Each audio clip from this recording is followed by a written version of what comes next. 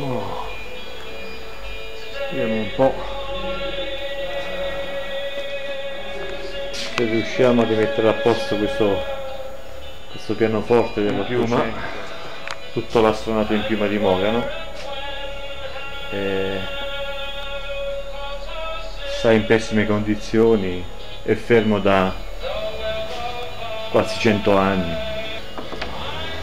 Quello che è più importante salvare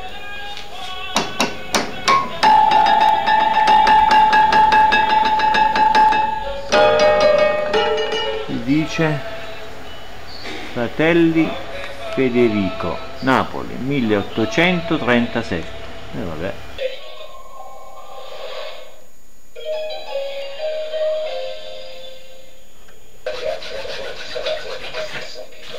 Per quanto riguarda la zona di Roma, il traffico intenso sul tratto urbano della 24 Concoli, uscita dal capitale tra la tangenziale est e Tor Cervara in direzione cordonale, e sullo stesso cordonale il traffico in coda lungo la carreggiata esterna tra via del Mare e via Ardetina, e rallentamenti sulla carreggiata interna tra via del Pescaccio e via Aurelio.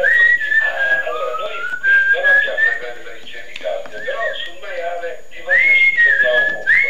Mi piaceva pensare a come preparare un pesto aggiungendo dello zenzero grattugiato e lo lasciate riposare anche mezza giornata, così che si insaporisca. Poi dall'altra parte prendete delle albicocche secche, anche queste, e mettete dell'aceto ridotto con lo zucchero, quindi diamo un tocco agrodolce a queste albicocche. Anche qui potete lasciarle riposare e lo riducete sotto forma di un pesto, anche tagliato grossolanamente. No, perché Masco con Masco, insomma, vi siete scatenati subito appena ho detto questa cosa, che pensavamo fosse così. Grazie infinite di avermi corretto, però io adesso voglio stupirvi, perché a tutti voi che siete in quella zona vi faccio sentire anche possibilità della vostra lingua di frazionarsi, moltiplicarsi e arricchirsi di quello.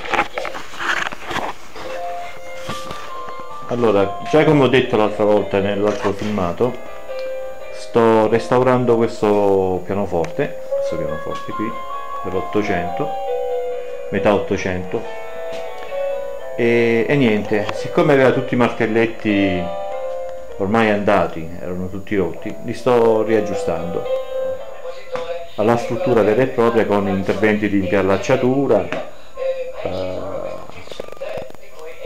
un antitarlo, stuccatura, un antitarlo fatto bene, e niente, piano piano si va avanti.